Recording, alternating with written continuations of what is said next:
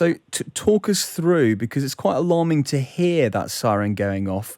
Why was this launched over the top of the country?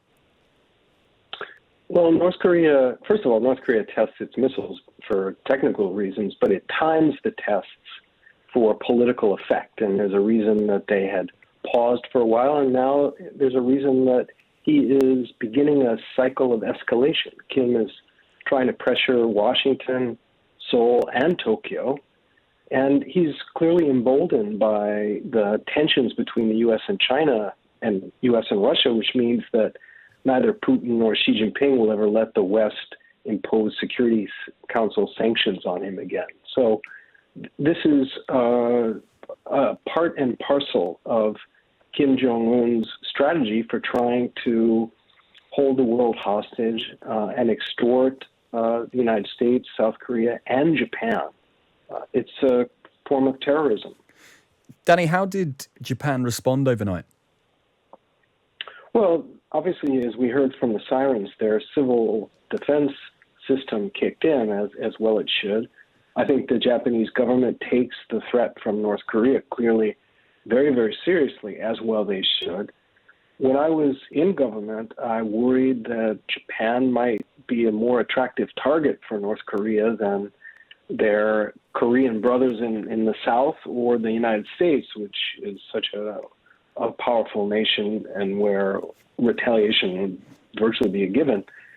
But in this case, the Japanese National Security Advisor, the U.S. Security Advisor were immediately in touch.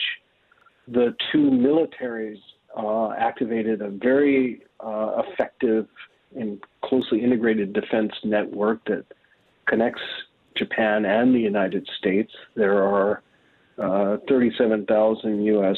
military personnel on Japan. We've got a combined radar and ballistic missile defense system. So they took the defensive steps that they needed to take. Now, I think the challenge is to see if the world can be mobilized to tighten the vice around North Korea.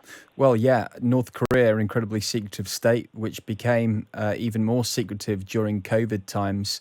And Kim Jong Un's actions have maybe not been scrutinized quite so much by the international community because of what's gone on in Ukraine over the past 7.5 months. What do we know about Kim Jong Un's stability at the moment? What do we know about his frame of mind? Well, he is a very determined dictator who seems to have a firm grasp on the instruments of power in North Korea, and he's in a happy place from his point of view because the North Koreans operate best when there are divisions between the major powers, and right now the division between the U.S. and Russia, the U.S. and China is wider than it perhaps has ever been. That gives him room to maneuver, and he's taking full advantage of it. He's been steadily escalating, and look, to launch an intermediate-range ballistic missile that overflies Japan is hugely provocative, and he's not finished. This is maybe close to his 40th missile launch already just this year, and that's after several years of not launching.